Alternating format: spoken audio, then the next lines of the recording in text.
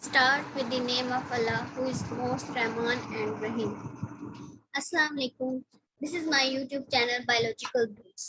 तो जैसे प्रीवियस हम इन्वायरमेंटल पोल्यूशन के बारे में डिस्कस कर रहे हैं, वेरियस हमने वाटर पोल्यूशन, एयर पोल्यूशन, आज मैं रेडिएशन पोल्यूशन के बारे में आपसे डिस्कस करूंगी.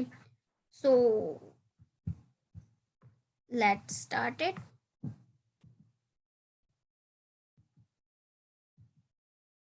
सबसे पहले हमने देखना है कि रेडिएशन क्या होती है. रेडिएशन एक ऐसा प्रोसेस होता है जिसमें क्या होता है कि जो इलेक्ट्रोमैग्नेटिक वेव्स होती हैं,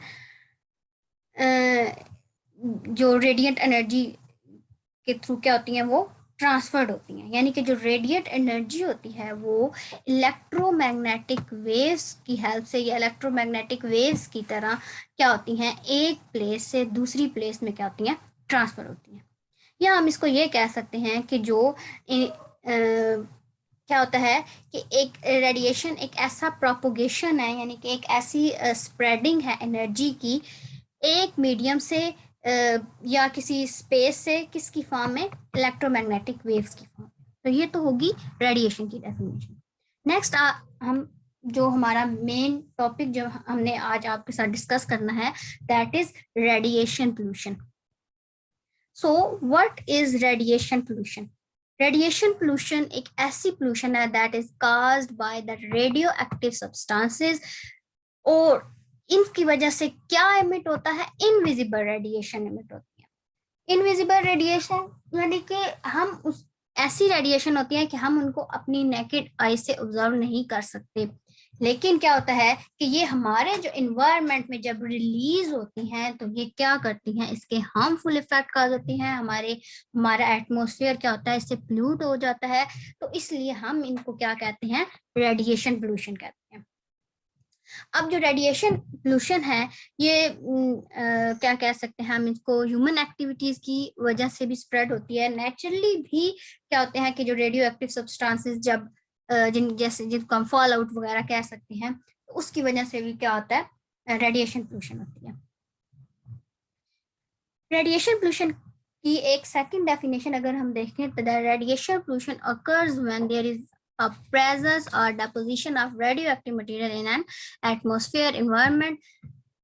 अच्छा, यानी कि जब क्या हो कि डेपोजिशन हो जाए किसकी, रेडियो एक्टिव मटेरियल की, हमारे एनवायरनमेंट में, हमारे एटमॉस्फेयर में, स्पेशली उन जगह पर जहाँ पे ये एक्सीडेंटल प्रेजेंस हो सकती है, जब न्यूक्लियर एक्सप्लोजन वगैरह होती है. तो इसकी वजह से क्या होता है कि जब ये एनवायरनमेंट में प्रेजेंट होती है तो ये एनवायरमेंटल थ्रेट यानी कि उनको खतरात होते हैं, किसकी वजह से, एनवायरनमेंट को, ड्यू टू रेडियो एक्टिविटी के. यानी कि जब इनकी डिकम्पोजिशन होती है या इनका डिके होता है, रेडियो एक्टिव सब्सटेंसेस का की ब्रेकडाउन होती है, तो उसकी वजह से फिर क्या होता है, एनवायरमेंटल थ्रेट्स होते हैं. नेक्स्ट बात कर लेते हैं टाइप्स की. टाइप्स ऑफ रेडिएशन में सबसे पहले हमने देखना है आयोनाइजिंग रेडिएशन. आयोनाइजिंग रेडिएशन को हम पॉइंट्स बना के याद देखते हैं. नंबर 1 कि ये क्या होती है, हाई एनर्जी रेडिएशन. इनमें इतनी एनर्जी होती है कि ये किसी भी एटम या मॉलिक्यूल से क्या करती हैं, इलेक्ट्रॉन को रिमूव करवा सकती हैं और फिर उसको क्या कर देती हैं, बिकम आयोनाइज्ड, और क्या हो जाती हैं, आयोनाइज हो जाती हैं.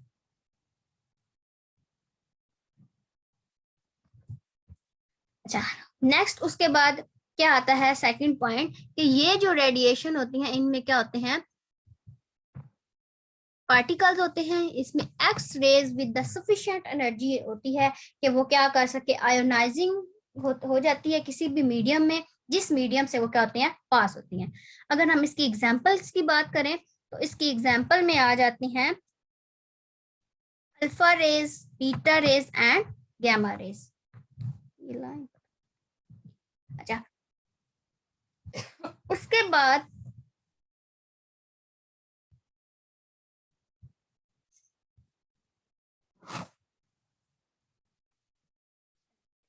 नेक्स्ट आ जाते हैं आयोनाइजिंग रेडिएशन पे. आयोनाइजिंग रेडिएशन, उसमें हमने बात किया था, सॉरी ये नॉन आयोनाइजिंग रेडिएशन है, उसमें हमने बात किया था आयोनाइजिंग रेडिएशन की। हमने कहा था कि ये हाई एनर्जी रेडिएशन होती है। इसमें क्या होता है कि जो ये आयोनाइज हो जाते हैं कब, जब क्या करते हैं किसी भी एटम या मॉलिक्यूल से इलेक्ट्रॉन को रिमूव करते हैं। ये क्या है, ये लो एनर्जी रेडिएशन होती है, इनमें इतनी एनर्जी नहीं होती कि ये किसी भी इलेक्ट्रॉन को एटम या मॉलिक्यूल से रिमूव कर सके। जो इलेक्ट्रोमैग्नेटिक वेव्स होती हैं वो इनकैपेबल होती हैं कि वो आयन को प्रोड्यूस कर सकें जब किसी भी मैटर से वो पास करती हैं। क्यों ऐसा होता है इनमें, क्योंकि इनकी एनर्जी जो होती है वो लोअर एनर्जी होती है। अब इसी एग्जांपल में क्या आ जाता है, विजिबल लाइट आ जाते हैं, माइक्रोवेव्स आ जाते हैं, रेडियो वेव्स आ जाते हैं, UV light, infrared radiation, TV waves, laser sorry, alpha, beta and gamma radiation आ जाती हैं। और ये जो सारी रेडिएशन है मेनली रिस्पॉन्सिबल होती हैं रेडिएशन पोल्यूशन के लिए। अब इनको चंद एक को हम इसमें डिस्कस भी कर लेते हैं कि अल्फा रेडिएशन क्या होती हैं। अल्फा रेडिएशन क्या होते हैं, एनर्जेटिक अल्फा पार्टिकल्स होते हैं। हर जो अल्फा पार्टिकल होता है उसमें 2 यूनिट होते हैं पॉजिटिव चार्जेस के, एंड क्या करते हैं, इंटरेक्ट करते हैं strongly with the living tissue. Beta radiation किससे बनी हुई होती हैं, ये इलेक्ट्रोमैग्नेटिक कह सकते हैं या एनर्जेटिक इलेक्ट्रॉन से बनी हुई होती हैं। हर जो बीटा पार्टिकल्स होता है उसमें एक यूनिट होता है नेगेटिव चार्ज का, और ये किससे इंटरेक्ट करते हैं, मैटर के साथ स्ट्रांगली। अल्फा रेडिएशन किसके साथ इंटरेक्ट करती थी, लिविंग टिश्यू के साथ, और उसमें 2 यूनिट होते थे पॉजिटिव चार्जेस के।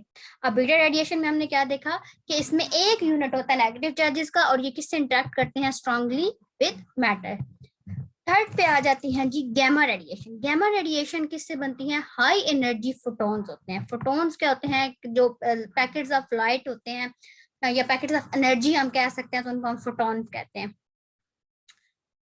Photons bring about strong electromagnetic interaction with matter, और इनकी भी स्ट्रॉन्ग इलेक्ट्रोमैग्नेटिक इंटरेक्शन किससे होती है, मैटर के साथ होती है। चले अब हमने डिस्कस करना है कि जो रेडिएशन पोल्यूशन है इसके बेसिक सोर्स क्या है। मेनली क्या होते हैं कि जो इसके नेचुरली होते हैं, लेकिन कुछ हद तक जो एंथ्रोपोजेनिक एक्टिविटी मीन जो मैन मेड एक्टिविटीज हैं उनका भी एक बहुत बड़ा रोल है रेडिएशन पोल्यूशन में। तो हम इनको डिस्कस कर लेते हैं। 2 सोर्सेज को हम लेके चलेंगे यहाँ पे।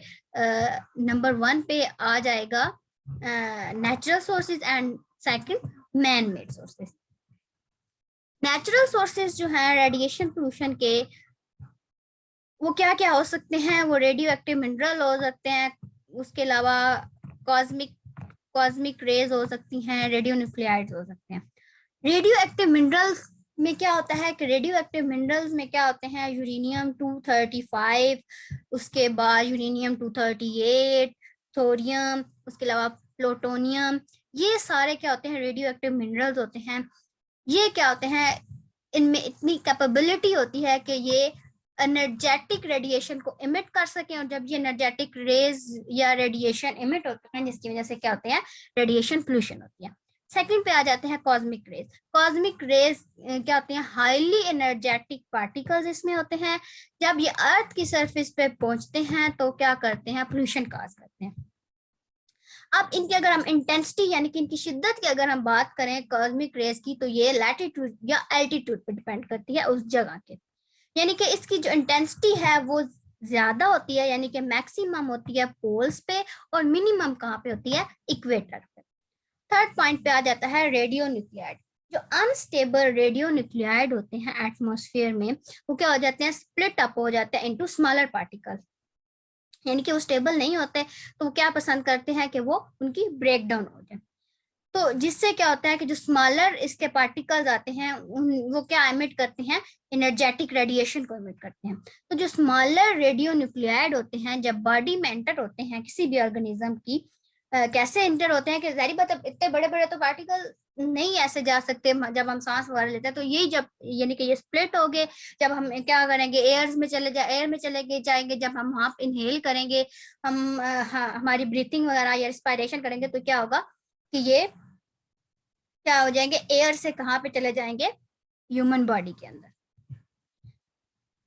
अच्छा, एक हमने डिस्कस कर लिए नेचुरल सोर्सेस। अब हमने क्या डिस्कस करने हैं, man made sources. Man made radiation pollution के सोर्सेज अगर हम देखें तो क्या इसमें आ जाता है, number 1 nuclear power plant, radioactive waste, nuclear explosion and radioisotopes. Nuclear power plant, nuclear power plants क्या करते हैं, रेडिएशन को एमिट करते हैं, बहुत ही कम लेकिन करते हैं, ठीक है। या कोई अगर अगर कोई एक्सीडेंटल लीकेज ना हो जाए, जैसे कि हाँ, जैसे कि एक चेर्नोबिल का एक्सीडेंट हुआ था, एक क्या पूरा ये एक इंसिडेंट है कि क्या हुआ था कि किसी न्यूक्लियर रिएक्टर से उसमें उन्होंने कोई एक्सपेरिमेंट उसमें करना चाहा, लेकिन अनफॉर्चुनेटली क्या हुआ कि उससे उसमें से जो रेडिएशन है वो लीक आउट होना था, काफी ज्यादा उस कंट्री में क्या हुई थी, इसकी वजह से डिस्ट्रक्शन वगैरह हुई थी। तो इस तरह से भी क्या होती है कि रेडिएशन पोल्यूशन स्प्रेड होती है। सेकंड पे आ जाता है जी रेडियो एक्टिव वेस्ट।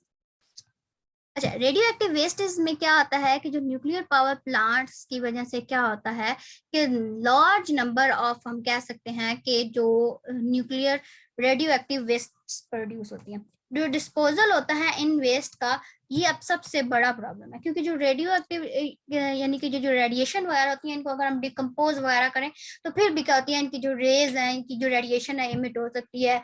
इनको प्रॉपर इनको डिस्पोज ऑफ करने के लिए जो मेथड होता है वो काफी डिफिकल्ट होते हैं। तो कुछ जो ऐसे कंट्रीज हैं कि वो लार्ज क्वांटिटी ऑफ न्यूक्लियर जो वेस्ट होते हैं उनको डंप कर देते हैं ओशन में नियर अदर कंट्रीज। अच्छा, न्यूक्लियर एक्सप्लोजन में क्या होता है, यानी कि एक्सप्लोजन हम कहते हैं कि जब किसी भी न्यूक्लियर एरिया में, न्यूक्लियर पावर प्लांट में जब एक्सप्लोजन यानी कि कोई धमाका होता है या कुछ इस तरह की चीजें, तो क्या होता है कि लार्ज नंबर ऑफ जो रेडियो न्यूक्लियाइड होते हैं वो एटमॉस्फेयर में चले जाते हैं। और ये जो रेडियो एक्टिव न्यूक्लियाइड हैं एटमॉस्फेयर में जब सेटल हो जाते हैं, रेन के साथ भी आ सकते हैं, सॉइल में, वाटर बॉडीज में, और ये फाइनली जब सारी बातें रेन में आएंगे किसी फिश के अंदर चले जाएंगे, फिश अगर कोई ह्यूमन वगैरह उसको ईट कर लेगा तो क्या होगा कि प्रॉपर ये क्या हो जाएंगे, एक फूड चेन के अंदर आ जाएंगे, जिसकी वजह से क्या होगा, सीरियस प्रॉब्लम होंगे लिविंग ऑर्गेनिज्म को।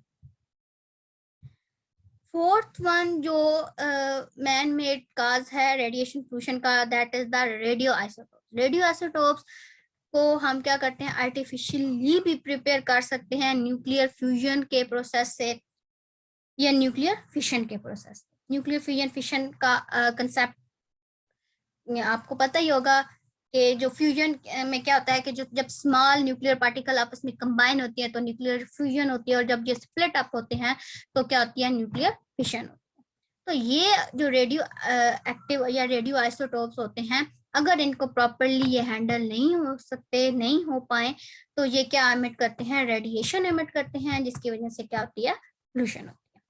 टेलीविजन सेट की से भी क्या होते हैं, जो रेडिएशन प्रोड्यूस करते हैं, और ये किसका काज बनते हैं, कैंसर का काज बनते हैं।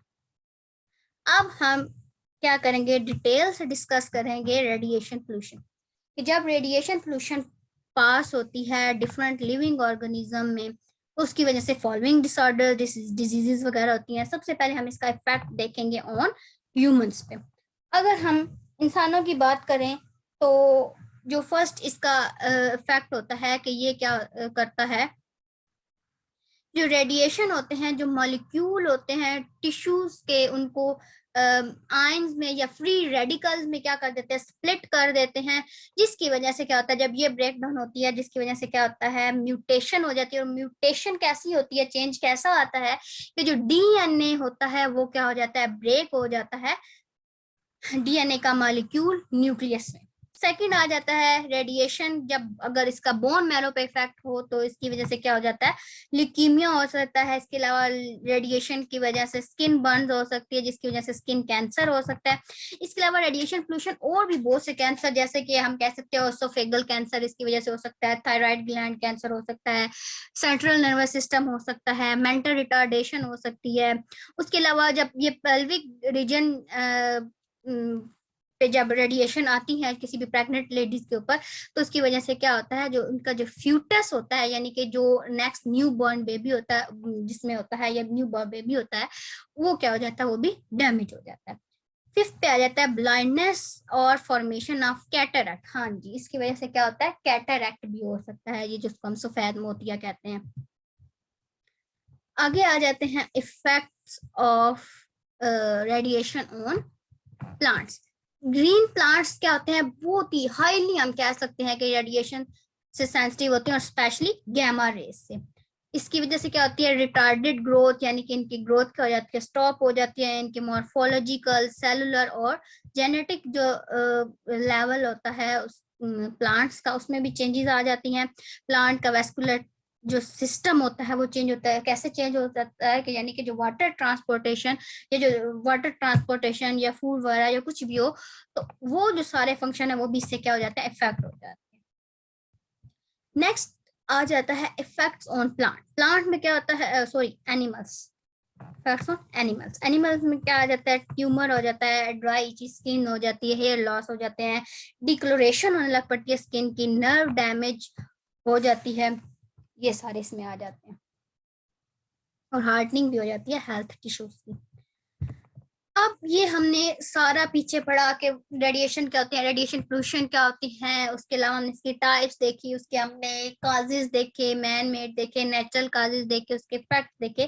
तो अब इतने इसके कहते हैं हाईली डैमेजेस इसके अगर इफेक्ट हैं, तो इनके लिए कंट्रोल यानी कि प्रिकॉशनरी मेजर्स भी होना जरूरी है।